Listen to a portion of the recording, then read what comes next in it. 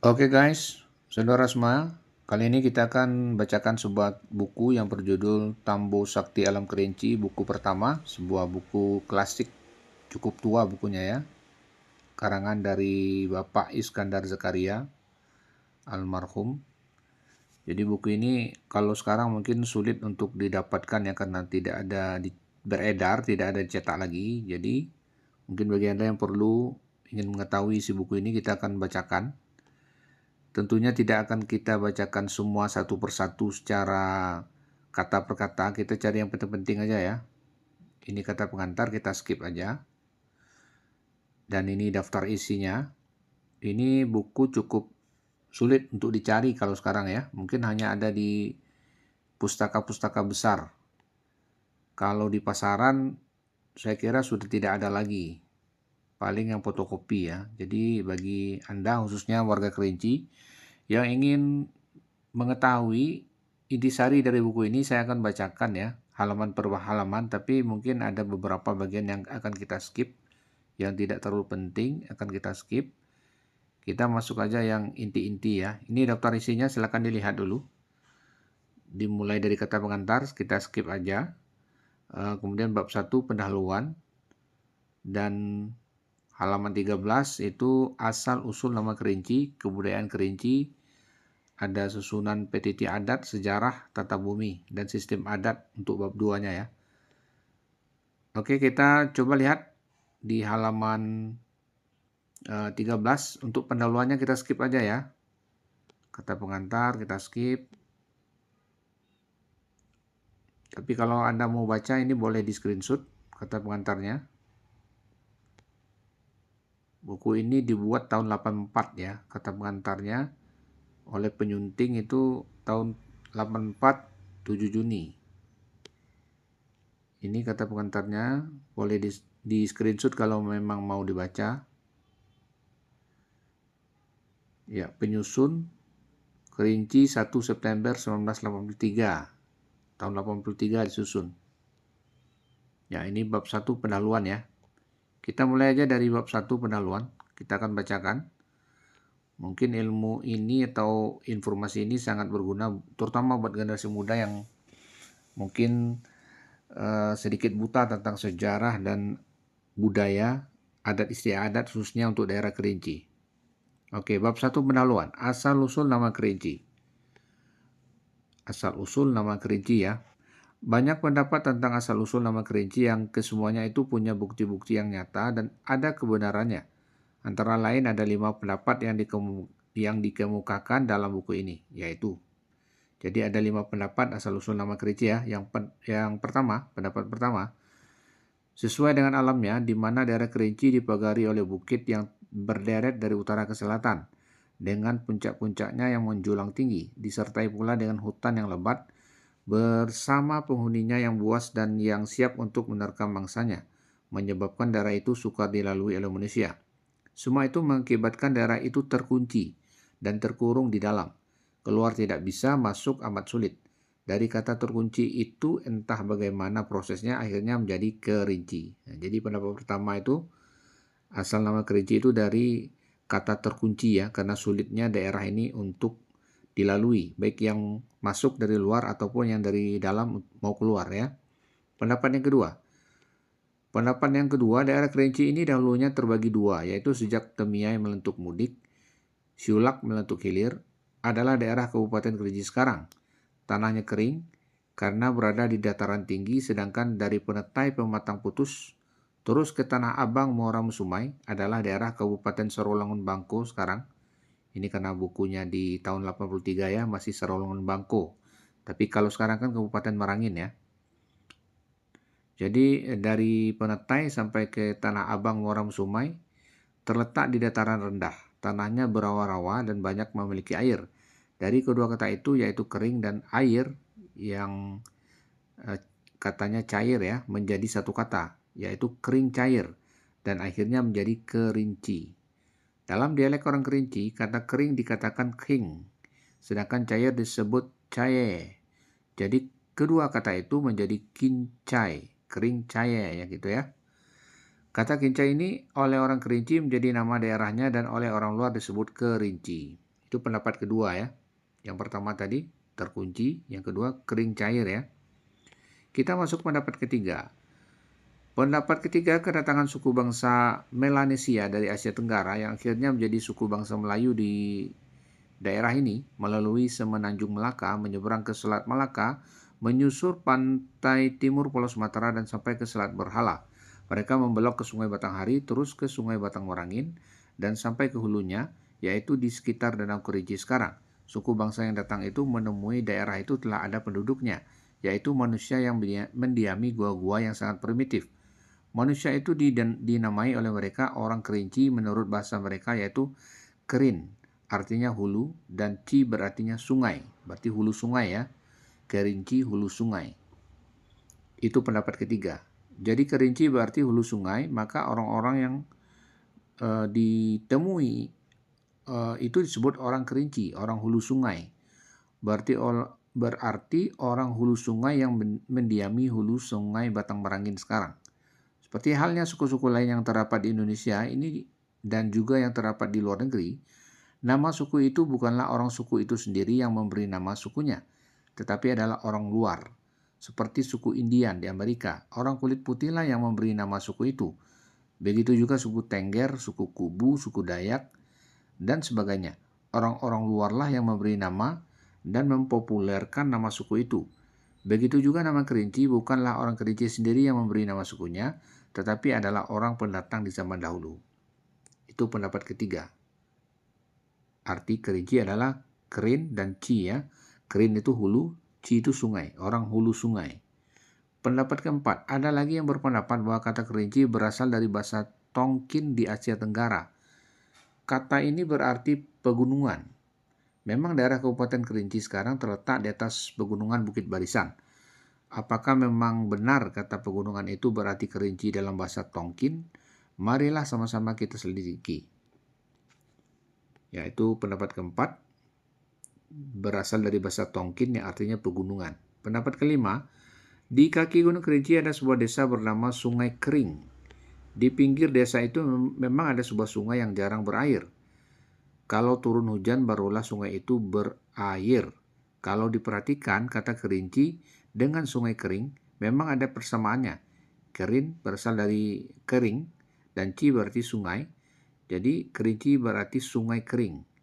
Orang yang pertama atau orang yang telah mempunyai kebudayaan menemui tempat itu langsung memberi nama untuk daerah itu karena mereka melihat air sungai di sana selalu kering. Dari sana populerlah nama Kerinci sampai sekarang. Dari kelima pendapat itu, penyusun lebih condong pada pendapat ketiga. Karena daerah Kerinci ini memang terletak di hulu sungai, yaitu hulu Sungai Batang Merangin yang bermuara di Sungai Batanghari. Seperti halnya yang penyusun terangkan, pada pendapat ketiga bahwa orang luarlah yang memberi nama untuk suku-suku itu yang sesuai dengan keadaan alam di mana suku itu berada, umpamanya Kubu berarti pedalaman, Toraja berarti pegunungan, dan lain sebagainya. Begitu juga untuk nama suku dan daerah Kerinci. Jadi penulis ini lebih condong ke pendapat yang ketiga ya. Ini pendapat yang ketiga, yaitu Kerin berarti hulu, Ci berarti sungai. Berarti orang hulu sungai. Nama itu diberikan oleh pendatang yang masuk ke daerah Kerinci. Kalau ada berbeda pendapat ya sah-sah saja ya. Saya juga tidak istilahnya mengklaim ini yang paling benar. Saya hanya membacakan buku. Buku ini ditulis tahun 83 oleh almarhum Iskandar Zakaria, Tambo Sakti Alam Kerinci. Buku pertama. Kalau tidak salah ini ada 3 bagian ya. Buku pertama, buku kedua, dan ketiga. Oke, kita lanjut ya. Ini sangat berharga bagi Anda yang sulit mendapatkan buku ini. Anda bisa ambil intisarinya di sini ya. Saya akan bacakan halaman per halaman. Mana yang kurang penting nanti akan kita skip. Jangan lupa di-subscribe dulu channel ini.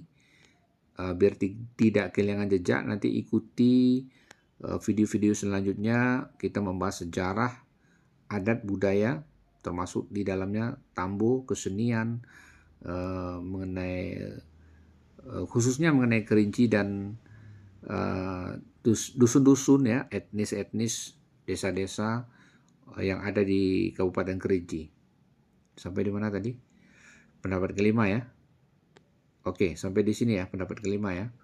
Kalau memang Anda punya pendapat lain, Silakan ditulis di kolom komentar ya, kita sharing aja. Kita tidak mengklaim ini pasti benar, ini yang pasti valid, tidak. Saya hanya membacakan buku yang sudah ada. Kalau ada yang berbeda pendapat, silakan saja, silakan di komen ya, kita terbuka. Kebudayaan Kerinci.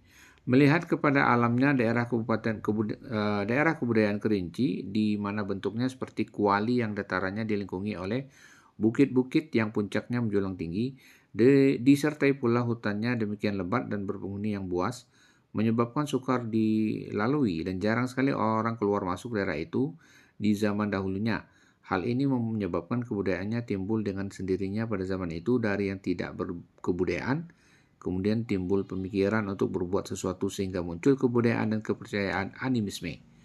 Setelah daerah Kerinci mulai dilalui oleh orang yang keluar masuk, maka animisme itu kemudian dipengaruhi oleh Buddhisme, Hinduisme, Islamisme, dan kemudian orang Kerinci berikhtiar pula untuk menjadi orang dan daerah yang berkebudayaan maju dengan tidak meninggalkan nilai-nilai luhur dari kebudayaan nenek moyang mereka. Kedatangan orang-orang yang beragama Buddha dan Hindu dari arah selatan yang ketika itu kerajaan Sriwijaya diserang oleh kerajaan Majapahit dari Jawa. Orang-orang Sriwijaya yang tidak mau tunduk pada Raja Majapahit terpaksa melarikan diri dan ada yang sampai ke Kerinci. Peristiwa ini dapat dibuktikan dengan adanya batu-batu bergambar di daerah Kerinci bagian selatan yang condong kepada kebudayaan Buddhaisme, sedangkan pengaruh Hindu dapat dilihat dari tata krama upacara adat masyarakat Kerinci. Walaupun kemudian daerah Kerinci terbuka lebar dan pendatang-pendatang baru banyak yang mendiami daerah Kerinci, terutama yang datang dari arah barat dan utara atau dari Minangkabau. Daerah selatan orang-orang dari Bengkulu, Palembang, Rejang Lebong, dan Jawa, serta daerah timur oleh orang-orang Jambi. Namun kemudian leluhur Kerinci masih tetap bertahan sampai sekarang. Ini bukan berarti tidak ada pengaruhnya, tetapi pengaruh itu tidak demikian besarnya. Dapat penyusun nyatakan hanyalah persentuhan kebudayaan saja. Dilihat dari benda-benda peninggalan purbakala yang banyak terdapat di daerah Kecamatan Danau Kerinci dan Kecamatan Gunung Raya, yaitu di daerah Kerinci bagian selatan, dapatlah diketahui bahwa dengan adanya Nekara dan bejana perunggu serta pecahan tembikar, kebudayaan Kerinci di zaman purbakala itu, benda-benda tersebut dibawa dari negeri asalnya, yaitu negeri asal suku bangsa Melayu dari Asia Tenggara. Dilihat lagi dari benda-benda batu lingga, menhir, dan megalit yang ada pula bergambar. Ada gambar manusia, binatang seperti gajah, ular, anjing, dan lain-lain. Dapat dikatakan orang-orang yang membuatnya berdatangan dari arah selatan karena menurut para penyelidik benda-benda seperti itu banyak terdapat di daerah Sumatera Selatan. Kalau dilihat pula bentuk-bentuk ukiran orang-orang Batak, Minangkabau, dan Kerinci, dapat pula dikatakan bahwa kebudayaan itu sama datang dan asalnya. Diteliti pula pada bentuk-bentuk keseniannya dapat disebutkan bahwa kesenian Kerinci berasal dari kebudayaan animisme, Hinduisme, dan Islamisme. Namun demikian seluruhnya itu adalah sebagai penambah yang telah ada, dengan kata lain kebudayaan yang datang dari luar hanyalah sekedar menyentuh belaka. Sayang sekali percampuran kebudayaan animisme dengan Islamisme belum dapat dipisahkan seperti halnya dengan upacara yang disebut asyik atau asik ya, tari asik. Persembahan kedua faham itu jelas sekali dengan menyertakan sajian dan kemenyan untuk memberi makan roh nenek moyang. Jelas ini pengaruh animisme, sedangkan mantra-mantra dan doa sering kali disebut nama Allah dan Rasulnya. Sesuai dengan keadaan daerahnya yang terkunci, tidak banyaklah orang yang keluar masuk, maka perkembangan kebudayaan Kerinci sangat lambat. Semua ini disebabkan jarangnya pendatang yang membawa kebudayaan baru. Walaupun ada, kebudayaan Kerinci sangat sulit dipengaruhi. Orang Kerinci sangat fanatik pada kebudayaannya, tidak saja fanatik, tetapi juga mereka masih mencintai kebudayaan aslinya. Walaupun begitu, Kerinci telah memiliki kebudayaan yang tinggi. Ini terbukti dengan adanya benda-benda spesifik yang berbeda bentuk dan seninya dengan benda-benda spesifik daerah yang lain, seperti halnya dengan benda-benda anyaman yang bentuknya menarik sekali. Umpamanya benda-benda anyaman jangki dan ambung untuk penyimpanan barang-barang pertanian, jangki terangwang untuk tempat sirih, dan kelimpang untuk dibawa ke ladang. Kesenian Kerinci berlainan pula dengan kesenian daerah lain, baik bentuk maupun pemakaiannya, umpamanya tari rangguk, tari iyo-iyo, dan tale. Kerinci telah punya mata uang sendiri sebagai alat tukar menukar pada zaman dahulu. Alat tukar menukar atau uang itu dinamakan cincin anye yang berbentuk cincin belah rotan. Cincin anye ya, seperti cincin belah rotan ya. Sedangkan daerah sekitarnya tidak ada yang memakai uang sebagai alat tukar menukar. Ini baru tahu saya nih. Berarti di Kerinci itu sudah ada alat tukar berupa cincin yang disebut cincin anye. Dia berupa cincin belah rotan ya. Ini informasi baru, saya juga baru tahu. Ternyata kita sudah mengenal, nenek moyang Kerinci itu sudah mengenal mata uang ya, walaupun dalam bentuk yang sangat sederhana. Silakan di komen ya kalau memang ada informasi lain atau pertanyaan atau masukan ya. 4. Orang Kerinci sejak dulu telah pandai bertani, bertenun, dan mengukir sendiri. Ya, 5. Kerinci telah mempunyai adat istiadat sendiri. 6. Kerinci punya tulisan sendiri yang disebut tulisan incung atau rencong. Ini sudah tahu ya. Pasti kamu sudah tahu semuanya kalau masalah ini ya, tulisan incung. Tapi kalau cincin anye itu memang saya baru dengar. Kerinci punya tempat kediaman yang teratur, rapi, dan khas Kerinci. Mereka juga punya desa, alat rumah tangga, dan peralatan tersendiri. Orang Kerinci juga punya model-model pakaian khas Kerinci. Banyak lagi kebudayaan Kerinci yang berlainan dengan kebudayaan lain. Apabila sekarang kebudayaan Kerinci telah jauh berkembang dengan tidak meninggalkan bentuk aslinya, daerah Kerinci yang selama ini disebut terisolir, sekarang telah terbuka lebar. Pendatang dari daerah lain telah banyak membawa kemajuan, apalagi putra-putri daerahnya yang banyak belajar keluar daerah. Bahkan keluar negeri juga telah banyak membawa kemajuan bagi daerah Kerinci. Sekarang alam pikiran orang Kerinci telah bebas terbuka untuk kemajuan daerah dan orangnya sendiri. Susunan petiti adat. Oke, ini kita lanjutkan untuk video selanjutnya ya, bagian yang kedua. Jadi untuk video bagian pertama cukup sampai di situ dulu. Kita hanya mengupas sampul awalnya ya. Sampul awalnya seperti ini. Tambo Sakti Alam Kerinci, buku pertama Iskandar Zakaria.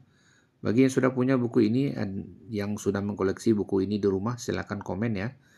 Bagi yang tidak punya, ya Anda bisa simak channel ini di video-videonya, nanti akan kita bacain ya. Anda nanti juga bisa catat atau screenshot atau nanti di-download videonya ya untuk referensi ya. Karena kalau buku ini mau dicari di toko buku pun tidak ada. Ini pun milik pustaka ya, Direktorat Kebudayaan. Milik Departemen P dan K, tidak diperdagangkan untuk umum. Oh, berarti ini memang nggak dijual guys ya, tidak diperdagangkan. Oke, untuk bagian pertama cukup itu aja dulu. Kita tadi sudah baca tentang pendahuluannya ya, dengan materi yang awal itu asal usul nama Kerinci dan kebudayaan Kerinci. Untuk nanti video selanjutnya di part kedua kita akan bahas tentang susunan petiti adat, sejarah, dan tata bumi ya. Ikuti terus channel ini untuk menambah wawasan Anda khususnya di bidang kebudayaan, adat istiadat di daerah Sakti Alam Kerinci ya. Jangan lupa di subscribe dulu dan hit tanda loncengnya ya, dan komen ya.